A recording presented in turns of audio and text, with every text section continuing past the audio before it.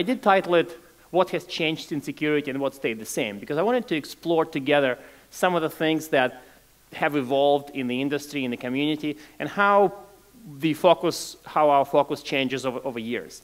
The way I decided to structure this is by combining some of the things I've presented in the past and sort of figuring out how relevant this stuff is today. So there would be some really fun and funny slides from 2004 about developing security trends, and then it would sort of bring us to the current moment, roughly, and then we can try to explore what really matters, sort of take more of a historical perspective. Those of you who've seen my speech 2 years ago at the Honeynet Workshop in Dubai, I was trying to talk about the future. I titled the talk Security 2020. Today I want to learn from the past and figure out what it all means. Now, I'd like to quote this. I'm not even sure who the quote is for, that no security problem has ever been solved. A couple of times I was confronted on this by different people who do security. One person said, you know, the problem of punch card theft from the mail has been solved. And I said, okay, you got me here, fine. That security problem, this availability of punch cards stolen from the mail has been in fact solved. But many other security problems, we just pile new problems on top of all the problems, and they don't get solved. So this is some of the defining themes. Despite this, a lot of technologies, a lot of deployment trends, a lot of vendors focus on some new and cool things. So how come old problems don't go away, but new ones get added? And a lot of tool purchasing, and in my day job, I deal with deployments and tool purchasing and with different vendors. They all focus on new and trendy things. What about the old things? So I wanted to explore together what matters more. The new things, the new things, you know, attacks against cloud computing, or something that's very old, authentication credential theft, so that we can best prepare for the future. Again, some of the slides I'm showing were in fact created in those years. And if there's a date in the title, that is in fact the year when the slide was created. So some of them would look naive, would mention terms that are no longer in use, but they all produce useful lessons for today, for 2015. And I structured them sort of by different ages of the security.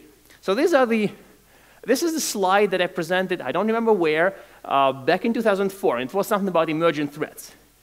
The highlight is something that I found to be interesting.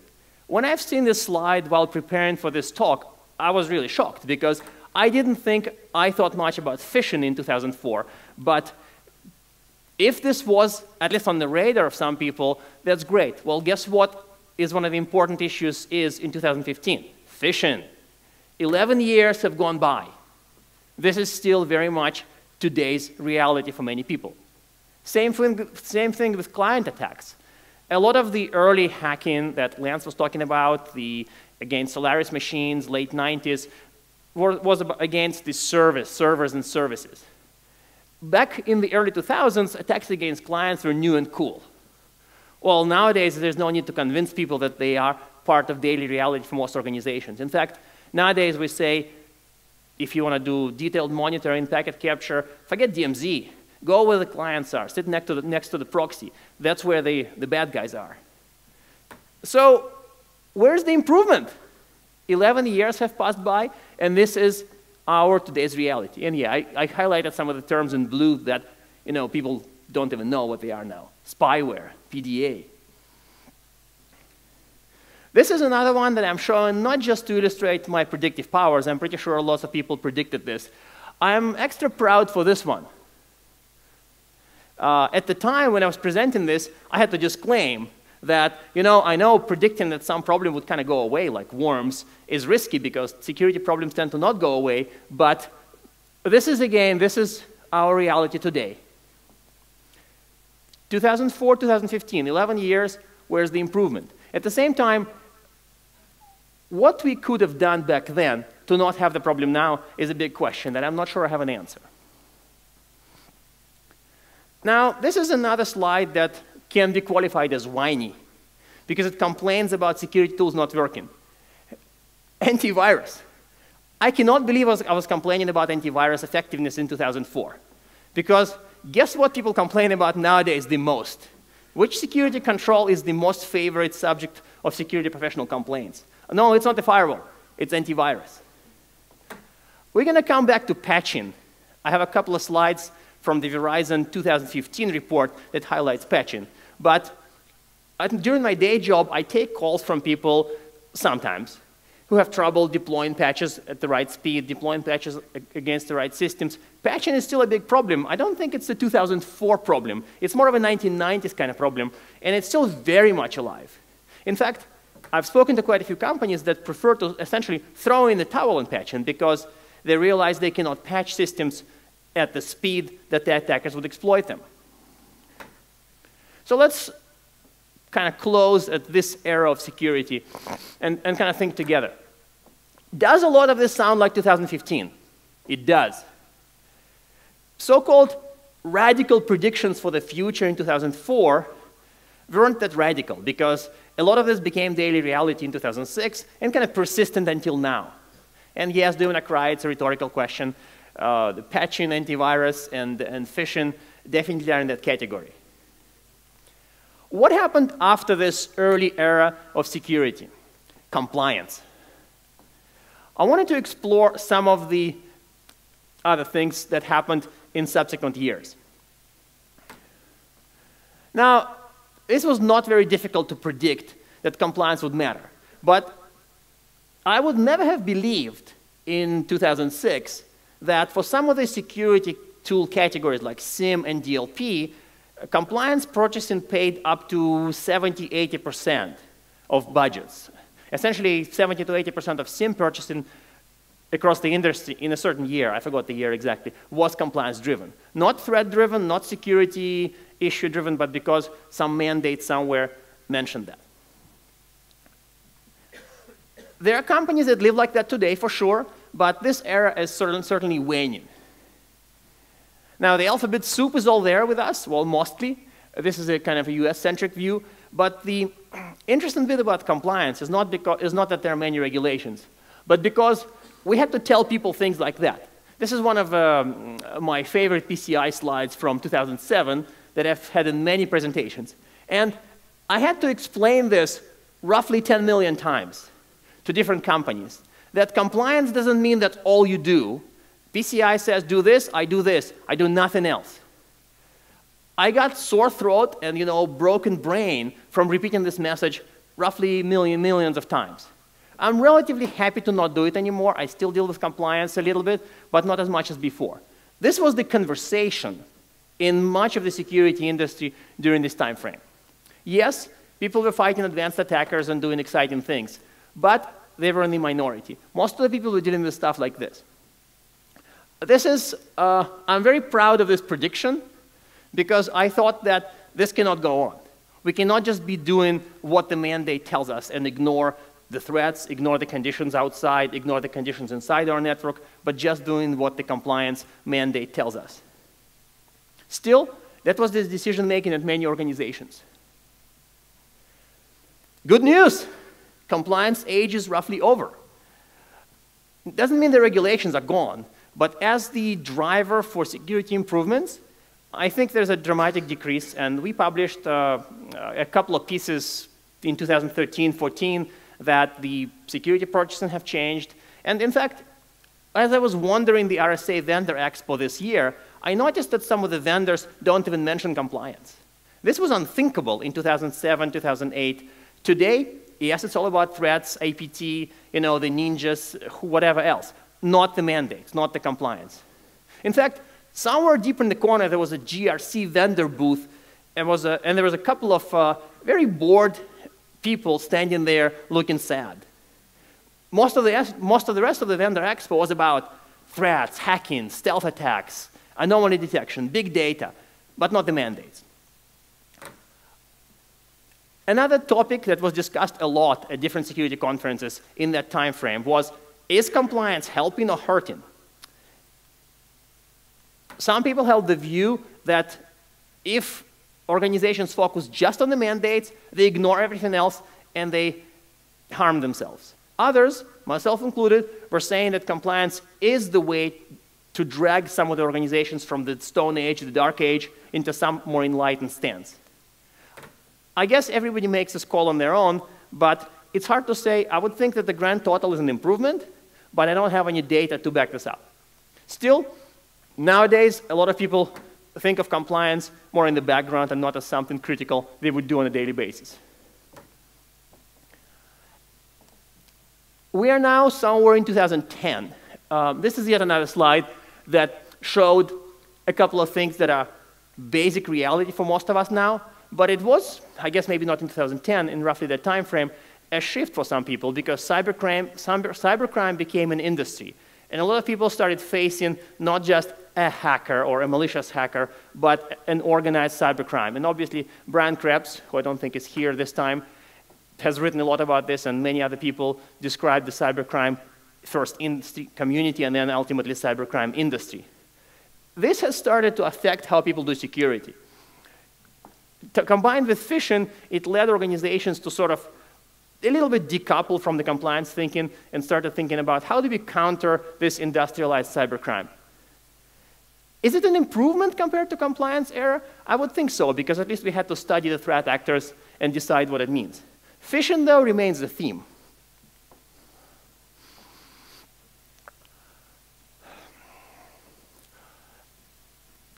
However, many organizations, at least some organizations, even now do remain in the sort of regulatory compliance era. So just when we say that the trend have changed and there are other threats, there are other priorities, there are still companies that are sort of in the pre-modern era. And I've spoken to quite a few people even now that focus much more on the regulated data and not on the data that the criminals would actually want to steal. In this sense, the trend overall changed, but there are some companies who are behind. I don't know the exact date when cybercrime became an industry. I'm pretty sure Brian Krebs knows it. But the idea here is that during this era, we faced a more organized adversaries, but we haven't really become that much mature. And again, we still had no answer against phishing. But then something else changed. Now, I hate the term APT as much as the next guy, but I'm going to use it just because it's in the mind share of the community. During this more modern era, we started seeing things that changed both the attack side and IT. This is actually one of the Gartner Security Trends for 2012 slide that highlighted things like social, mobile, and obviously changes to the cybercrime. Notice a new element that wasn't discussed maybe outside of defense industrial base and the most enlightened companies in the previous age. So at this point, we have not just the cybercrime industry, but also a much larger focus on the state-sponsored attackers or state-affiliated attackers. But together with this change in the threats, we also had the changes to how IT is done, which to me makes this more modern era that much more exciting. Now, this is one more of the Gartner slides which we use to explain some of the more advanced attacks. The interesting bit about this is for every age there was an advanced attack. But if some large population of organizations mostly think about what the mandate tells them, what the PCI tells them, what some other regulation tells them, they don't get to think about the advanced attacks or about other things because they become sort of contained in this compliance era. So to me, the fact that this has changed and people started thinking about it is a big improvement. At least we think more about threats. A lot of this was, in fact, the reality of some people even in the 1990s. I've spoken to some people from the defense industrial base type organizations, and a lot of our today's reality was their reality in 1999, 2002, and other long gone times when most organizations didn't think about this, but they did. In fact, once I met some guy who had a title of cyber threat intelligence, I think it was director of cyber threat intelligence or something. And I thought, wow, what a cool title. For how long have you had this title? And the guy said, since 2001. And I said, oh, you must be working for one of those enlightened companies, and he did. But for many of the rest of organizations, it wasn't the reality until maybe this current age. Patching. Patching will come back to bite us. This is the 2014 data that actually ties us back to the beginning of the era. I really like this piece of data from Verizon data breach report of this year. It's a count of exploited vulnerabilities in 2014. And this is the year when the vulnerability came out. So we may focus on cool things from current years, but the reality is we still have a lot of technology deployed from the 90s. A couple of years ago, I used to joke that many organizations have, more organizations have Windows NT somewhere in the closet than use cloud computing. Now, maybe it's not the case anymore, but this really means that many of the old issues, old threats, old vulnerabilities, old risks, old problems are still current problems. And the question remains where to focus. In case of patching, the Verizon data breach report does give you a fairly good data-driven answer on how to do it and where the focus should be. But the point is, new things only, if you fix all the new things, you're still in trouble. If you fix all the old problems, you're still in trouble. But in reality, most organizations can fix neither new nor old problems. So what kind of solution may that be? But before we talk about any other conclusions and answers, I wanted to take a look, briefly take a look at what may be coming. About this more modern era, I wanted to highlight one thing when I think about this. We have the changes in IT, and we have changes in threats. But we also have all the old stuff piled up. I occasionally have conversations with security managers who have to deal with outdated machines, PCI compliance, cloud computing, mainframes, and some other technology. So the domain of their daily responsibilities really does span mid-90s to mid-2010s as far as coverage. So our jobs become, if you're a pessimist, scarier, if you're an optimist, more fun, but that type of stuff tends to pile on each other. That's one more thought that I like to highlight sometimes when I think about this more modern era. Lately, the whole obsession with APT have hit many more companies. And they've started buying all sorts of impressive technologies to stop so-called advanced attacks. Many of those organizations still have lots of systems with password of 1234, password of password, and some other things that have not even 1990s, frankly. As a result, this is one area where only focusing on new is not an answer. Because if you have cool new sandboxing technology deployed, but you still have 3-character passwords, you are still just as owned. Here's the trick question. Which 1990s style security controls are now considered new and totally effective versus APT? Application whitelisting. I've met somebody who said we have this cool new technology, quite impressive, completely paradigm shifting. You only allow certain applications to run on the machine. I thought, wow, that's really new, if it were 1997. But that's the thing with our industry. Sometimes you have technologies that came back from the late 90s. In fact, we started tracking the deception technologies at my day job, and we started seeing many more companies launching different deception and honeypot-focused technologies. They all think they invented them. In fact, I spoke at RSA with a couple of vendors who don't necessarily do honeypots, but they have some kind of deception-focused technologies. They were absolutely convinced they're the first to market with that type of an approach, that you can actually deploy those virtual machines, and if an attacker touches them, it was really sad. But I'm pretty sure they're explaining those technologies to clients as something completely new, never been done before, never been done by Len Spitzner on his wife's dining table. It's just been invented and first shown to the world at RSA 2015. I wish it were the end, but it's not.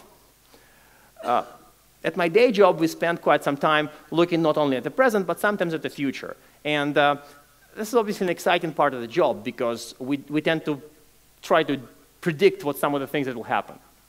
And here's the new trend we predict for 2020. People would actually want to detect threats. How new is that? In fact, when we published this piece, it was a whole paper, but it had basically this line. By 2020, more budget would be allocated to detection. Somebody came out of the woodwork and said, You cannot possibly be saying this. You said IDS is dead, and we are still sore from that line.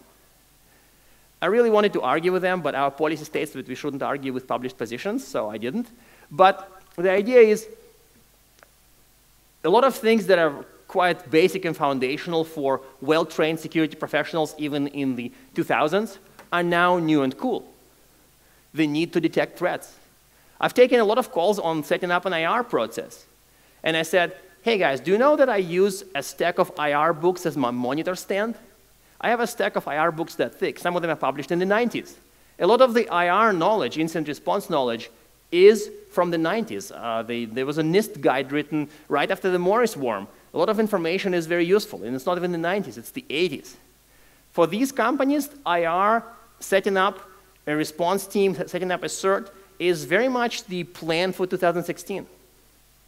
And for them, it's very new and cool and innovative and never been tried before. This to me makes, this is some of the things that inspired this presentation, is that we deal with some of the things that keep coming up. I don't want to spend too much time on Internet of Things because we have our hands full with the current technologies. Lately, we have been writing a lot about so-called smart machines and the emergence of AI. Now, imagine how exciting our life would be when all sorts of little neural networks and narrow AIs and all sorts of automated decision-making would be there. I've spoken to one researcher who was thinking about AI social engineering. That sounds exciting. Maybe in 2020 we will all be doing phishing techniques against artificial intelligences. And guess what? I'm pretty sure we still have 4-character passwords on some machines.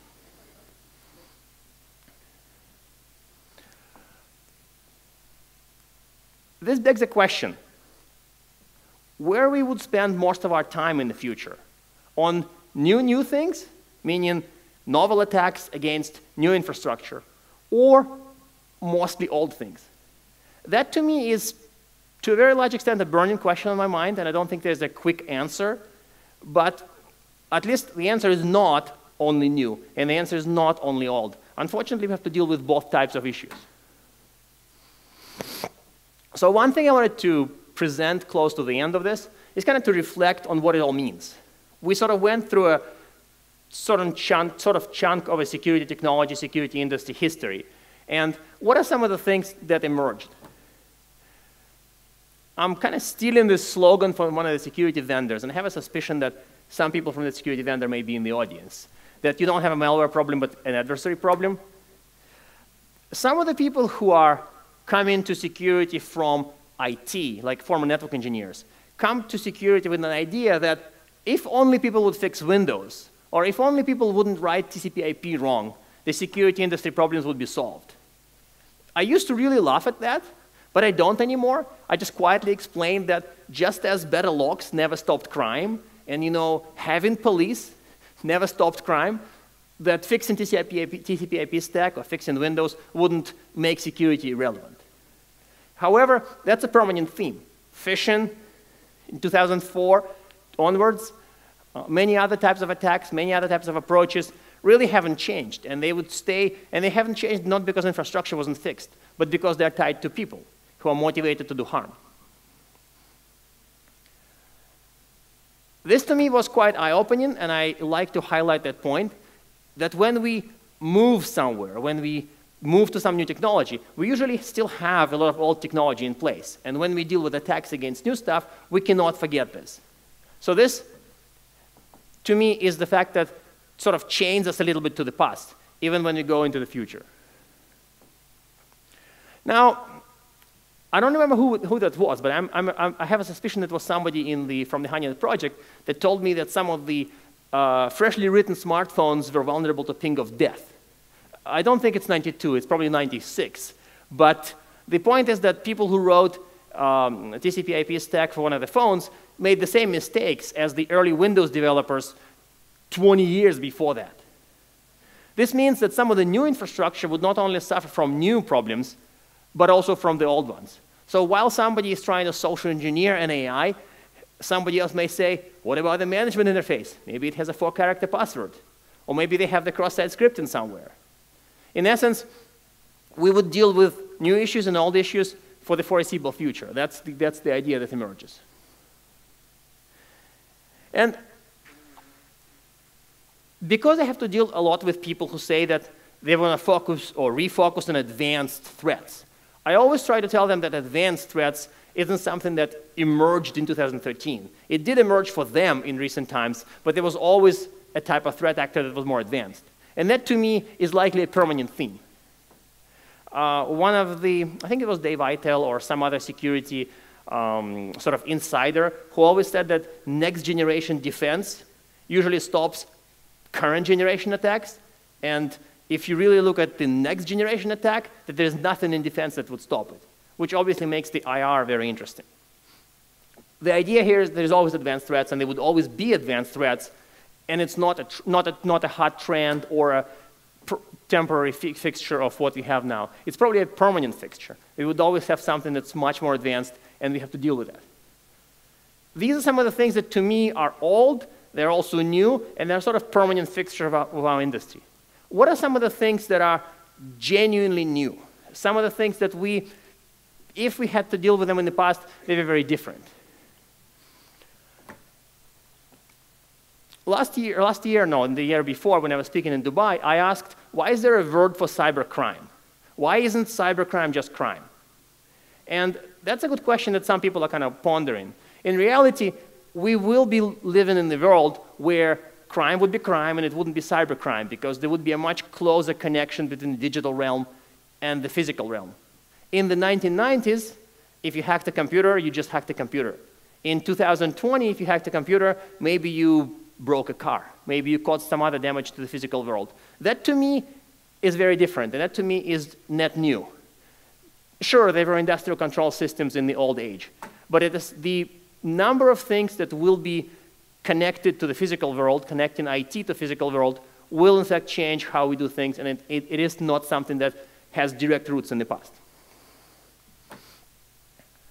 I may be looking too far into the future here, but lately we've been writing a lot, not the security team, but elsewhere at Gartner, about the smart machines and innovation in the automated decision-making and the emergence of digital business. And we do talk about this, and there will be new things and new attacks that are specific to those new systems. That, to me, is also net new. We may not be facing it that much yet, but I did read a story about how automated traded algorithms were influenced by the Tesla's April 1st joke about them launching a new product. Because the algorithms that trade watch for press releases from a company, and there was a press release from Tesla on April 1st about them relaunching some product, and it was an April Fool's joke. But trading was affected by that because the algorithms thought they're launching a new product. So this is, in essence, some of the first signs of that. As we deal more with cloud, with public cloud specifically, another infrastructure that you can't change, we may have to do things differently. Now, please don't hit me with cloud as just a mainframe of the 70s type of line. I've heard that before. To me, the fact that we have to deal with more third-party control in IT is somewhat new. It's not the same as timeshare on the mainframe. It is the security that you can only do on the side you control, but not in the rest of the environment. So these, to me, are new things, and these, to me, we would have to deal more with them in the future. Now, I wanted to finish with a couple of quotes. So usually the stories have a particular ending. This story is the story of our industry and our jobs, so it doesn't really have an ending. But I wanted to end on two possible themes. One is more of the optimist side, and one is more of the pessimist side. The optimist side of the house is represented by this quote from Dan Geer. And that's because it's basically his point that cybersecurity is one of the most intellectually demanding professions on the planet.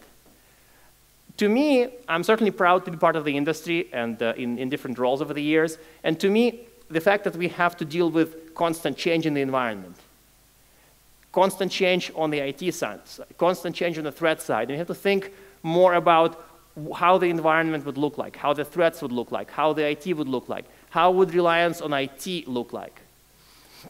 Makes it a really fun job. Of course, this is an optimistic view, and at this time, I'm not tasked with securing any systems. I'm an analyst, I'm a technology analyst, so I have to deal with other people's problems, but I don't have my own insecurity problems. Maybe that's why I may be more aligned with an optimistic view. The pessimistic view is, of course, represented by the Marcus Ranum quote. That security would always be just as bad as it can be, but no worse. When Marcus Ranum, it goes way back years, but the idea here is that when Marcus said it, he was convinced that everything would be completely broken, but just above the level of a complete disaster. Now, certainly there are enough supporters of that view, and if you have to deal with all the problems at a typical IT department or information security department, that tends to kind of grow on you. But if you combine this pessimistic view with some of the changes and some of the connections of information world to the physical world, some of the IT-OT convergence and critical systems and Internet of Things, you sometimes question this. Is this pessimistic enough?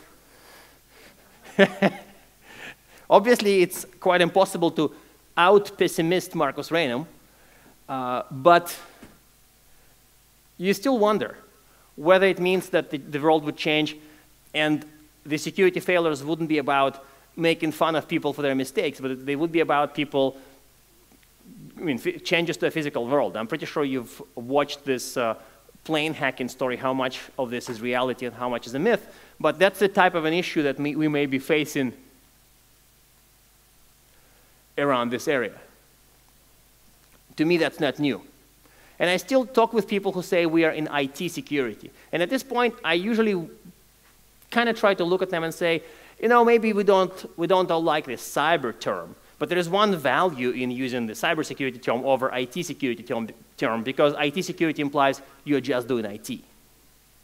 And if you're protecting systems from physical attacks and from digital attacks that affect the physical world, you're not in IT security. Maybe you're not in cybersecurity, but you're not just in IT.